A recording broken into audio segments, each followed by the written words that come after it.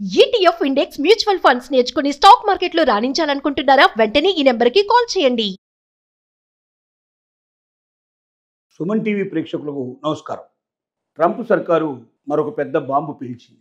ఇప్పటికే అనేక కఠిన నిబంధనలు పెట్టి ఇతర దేశాల నుంచి అమెరికాకు వెళ్ళినటువంటి స్టూడెంట్స్ని, అలాగే ఎవరైతే టూరిస్ట్ వీసాలు తీసుకొని వెళ్ళే టూరిస్ట్ పీపుల్ని, అలాగే అక్కడ ఏదైనా ఉద్యోగం చేసుకోవడానికి వెళ్ళినటువంటి ఉద్యోగస్తుల్ని, గ్రీన్ కార్డు హోల్డర్స్ను కూడా, అక్కడ పర్మనెంట్గా సిటిజన్షిప్ వచ్చిన వాళ్ళని కూడా ఇబ్బందులకు లోన్ చేస్తూ, భయకంపితులను చేస్తూ, ఎవరు ఎప్పుడు ఏ క్షణంలో అమెరికాను వదిలిపెట్టి వెళ్లాల్సి వస్తుందో అన్న ఆలోచనతో బిక్కుబిక్కుమంటూ బతుకుతున్నటువంటి మరి వలసదారులకి పేల్చిన బాంబు ఏమిటంటే 5.5 కోట్ల వీసాలు ఆల్రెడీ ఇష్యూ చేసి అమెరికాలో ఉంటున్నటువంటి వాళ్ళు ఎవరైతే ఉన్నారో 5.5 కోట్ల వీసాలని రివ్యూ చేస్తాం. అంటే మళ్ళొకసారి మేము పరీక్ష చేస్తాం. ప్రతి ఒక్క వీసాని ఆల్రెడీ అమెరికాకు వచ్చిన వాళ్ళని, ఈ 5.5 కోట్ల మందిని ఒకసారి పరీక్ష చేస్తాం. దాంట్లో కొంతమంది టూరిస్ట్ మీద వీసాల మీద వచ్చిన వాళ్ళు ఉన్నారు, కొందరు చదువుకోవడానికి స్టూడెంట్ వీసాల మీద వచ్చిన వాళ్ళు ఉన్నారు, కొంతమంది ఉద్యోగాలు చేయడానికి వచ్చిన వాళ్ళు ఉన్నారు. అంటే B1 B2 వీసాలు కానీ, F1 F2 వీసాలు కానీ, అలాగే H1B వీసాలు కానీ, ఇలాంటి రకరకాల వీసాల మీద అక్కడికి చేరుకున్న వాళ్ళు ఉన్నారు.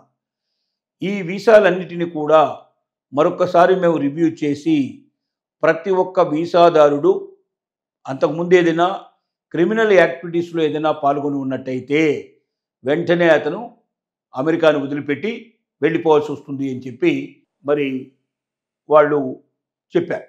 రెండోది, మనకు ట్రంప్ చెప్తున్న విధానం ఏంటంటే, ఒక క్రిమినల్ రికార్డు ఉండటమే కాదు, ఇక్కడికి వచ్చిన తర్వాత ఏదైనా తప్పులు పొరపాట్లు చేశారా అమెరికా లోపల, అలాగే వాళ్ళ సోషల్ మీడియాలో ఎక్కడైనా సరే అమెరికా ప్రభుత్వాన్ని గురించి కానీ, అమెరికా జీవన విధానాల గురించి కానీ, అమెరికా మిత్ర దేశాలకు సంబంధించిన వాళ్ళ గురించి కానీ ఏదైనా అపభ్రంశ మాటలు, తప్పుడు మాటలు, లేకపోతే దానికి వ్యతిరేకంగా ఏదైనా మాటలు మాట్లాడి ఉన్నట్టయితే సోషల్ మీడియాలో వాళ్ళు పోస్ట్ పెట్టాల్సిన అవసరం లేదు.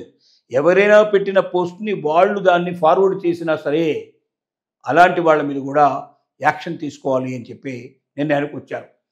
ఇలాంటి అనేక రకాల సిల్లీ రీజన్స్ తోటి ట్రంప్ నిర్ణయిస్తుంది ఏమిటంటే, వీలైనంత వరకు ఇతర దేశాల నుంచి వచ్చేటువంటి వాళ్ళు ఎవరైనా ఇక్కడ ఉద్యోగాలు చేసేవాళ్ళు కానీ, లేక అమెరికా యొక్క డబ్బు తీసుకొని వాళ్ళ దేశానికి వెళ్ళాలనుకున్న వాళ్ళు కానీ, అమెరికా నుండి ఏదైనా ఇక్కడ ఉన్నటువంటి ఇంటెలెక్చువాలిటీని, మంచి సమాచారాన్ని మోసుకెళ్ళి వాళ్ళ దేశంలో లబ్ధి పొందాలనుకునే వాళ్ళు కానీ మనకు అక్కర్లేదు.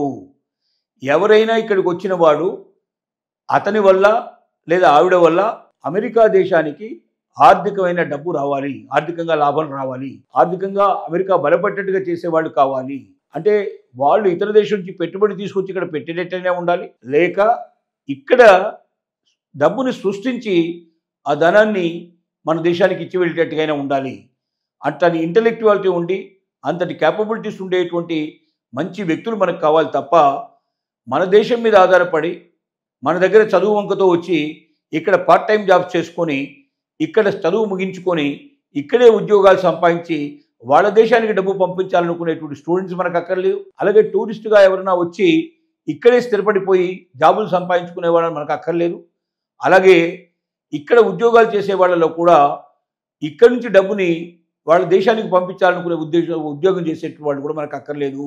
ఈ దేశానికి ఏం తెస్తారు, ఈ దేశానికి ఏమి ఇస్తారు, మనకు లాభాన్ని చేకూర్చి మనకు ఆర్థిక లబ్ధిని చెందించేటువంటి వాళ్ళు మాత్రమే కావాలి తప్ప మిగిలిన వాళ్ళని మనం వదిలించుకోవాలి.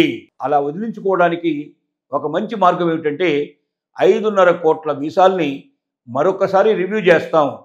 దీంట్లో ఏ లోపం ఏర్పడ్డ వాళ్ళకి ఆల్రెడీ వీసా ఇష్యూ చేసి ఉన్నా, అమెరికాలో వాళ్ళు ఎంటర్ అయి ఉన్నా వాళ్ళని వెంటనే ఇంటికి పంపించేట్టు ఏర్పాటు మేము చేస్తాం, వాళ్ళు తిరిగి వెళ్లాల్సిందే అని చెప్పి హెచ్చరికలు జారీ చేస్తున్నాడు. దీనివల్ల సుమారుగా భారతీయులు 50 లక్షల మంది తిరిగి వెనక్కి రావాల్సిన పరిస్థితులు ఏర్పడతాయేమో అనేది ఒక అంచనా. అంటే ఏదో ఒక చిన్న చిన్న తప్పులు, డ్రైవింగ్లో ఏదైనా పొరపాటు చేయడం కానీ, డ్రంక్ అండ్ డ్రైవ్ లాంటి దాంట్లో పట్టుబట్టడం కానీ, ఇలాంటి ఒక చిన్న చిన్న తప్పులు చేసిన వాళ్ళు చాలామంది ఉన్నారు.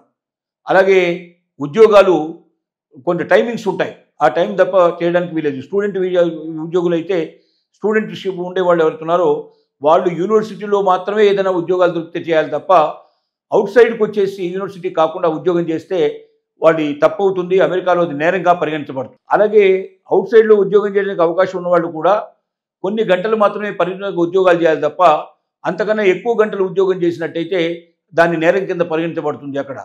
ఇలాంటి అనేక రకాల సాకులు చూపించి లేదా ఏదో ఒక పోస్ట్ పెట్టావు నువ్వు వాట్సాప్ లోపల ఎవరికో ఈ దేశం గురించి కానీ ఇక్కడ ఉన్నటువంటి ఈ దేశంలో ఉన్నటువంటి ఏదైనా నియమాల గురించి కానీ లేక ఇక్కడ సాంప్రదాయాల గురించి కానీ బాగాలేదనో చెడ్డగా ఉందనో నవ్వుతూ వచ్చేట్టుగానో అపహాస్యం చేసేటట్టుగానో ఏదైనా ఒక పోస్ట్ పెట్టినా ఎవరైనా పోస్ట్ పెడితే దాన్ని ఇంకెవరికైనా ఫార్వర్డ్ చేసినా వెంటనే మీకు వీసాలు రద్దు చేస్తారని చెప్తున్నాడు.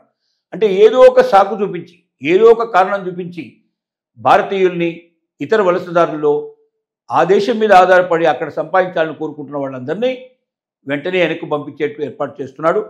ఈ బాధలో కనీసం 50 లక్షల మంది దీనికి బలైపోయేటట్టుగా కనబడుతున్నారు. 50 లక్షల మంది అంటే మామూలు విషయం కాదు.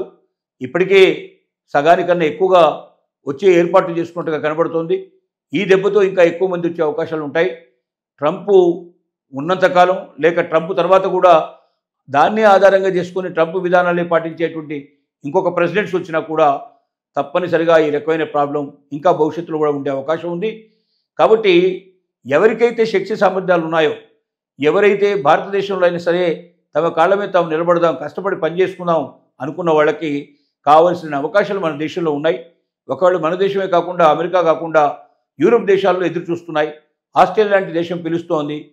ఇలాంటి చాలా దేశాల నుంచి మనకు ఆహ్వానాలు వస్తున్నాయి. కాబట్టి అమెరికాలో ఇలాంటి జీవితం గడుపుతూ అనుక్షణం ఏం జరుగుతుందో తెలియక ఎప్పుడు మనల్ని దొంగగా మార్చేసి దొంగగా గుర్తించి మనకి చేతులకు సంఖ్యలు వేసి మరి ఫ్లైట్లో భారతదేశానికి పంపించేటువంటి ప్రయత్నం జరగకముందే మనకుగానే అక్కడి నుంచి వచ్చేసి మరొక దేశానికి వెళ్ళడం కానీ భారతదేశంలో స్థిరపడటం కానీ చేస్తే బాగుంటుంది. మన మర్యాద దక్కించుకున్నట్టుగా ఉంటుంది.